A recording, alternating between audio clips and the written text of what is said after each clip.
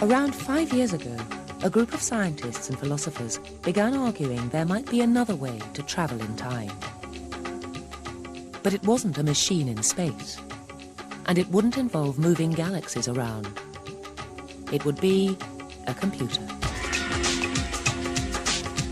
And the pioneer of this unlikely approach was that unlikely pioneer of time machines, Professor Frank Tipler. From the 1970s, he'd been excited by a trend in computers.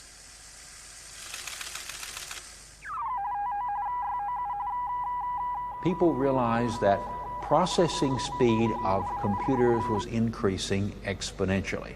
Every year, every few years, every 18 months, the processing speed would double.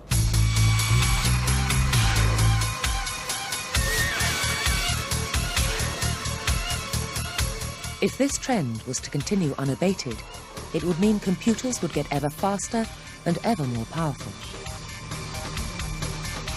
So much so that in the far future, a super civilization would have computers which make ours look puny. Imagine this occurring faster and faster.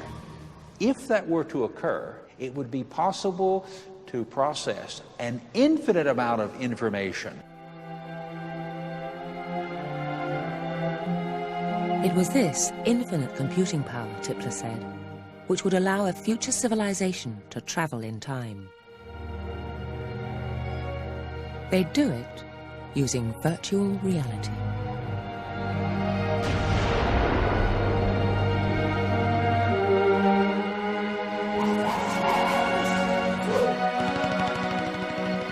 The images computers can create have improved hugely over the last 30 years. But many physicists believe eventually computers will be able to make virtual images which are so good they'd be indistinguishable from reality. They'd be exact copies of the real world down to the last particle. In the distant future, simulating physical systems with very high accuracy so that they look perfectly real to the user of the virtual reality will become commonplace and trivial. But what if a future civilization wasn't just able to create images of fictional events? What if instead they could create images of their own real past?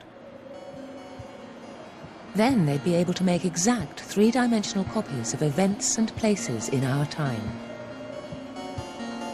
These simulations would be populated by beings identical to us. They'd feel like us. They'd have thoughts just like us. They'd even think they were us. Our future descendants could then use these images to find out about their past. They'd have a time machine, but they wouldn't need to travel to the past. They'd bring the past to them. So imagine an advanced civilization, and suppose that they want to visit the past. It might turn out not to be possible to build a time machine and actually go back into the past. Physics might simply not permit that. There is a second way in which they could get the experience of living in the past. And that would be by creating a very detailed and realistic simulation of the past. The notion computers might one day be used to create exact copies of the past might seem like a wild intellectual exercise. But a new generation of believers in time travel have taken the idea to its own wild intellectual conclusion. And they've pointed out that a super civilization wouldn't just make one perfect simulation of the past.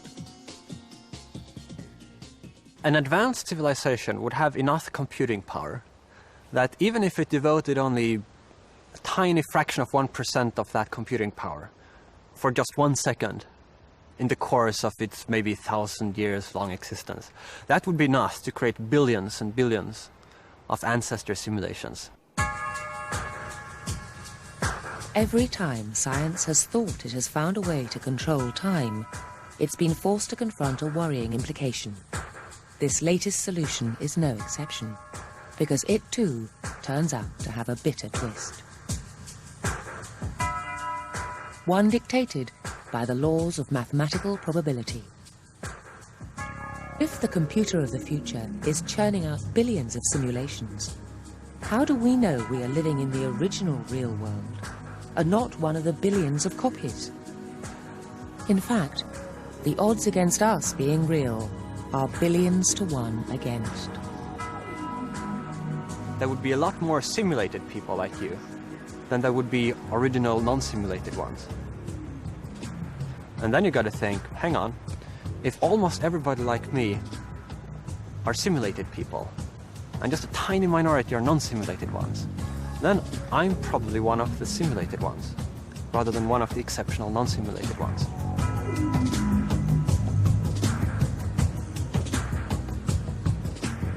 In other words, you're almost certainly living in an ancestor simulation, right now.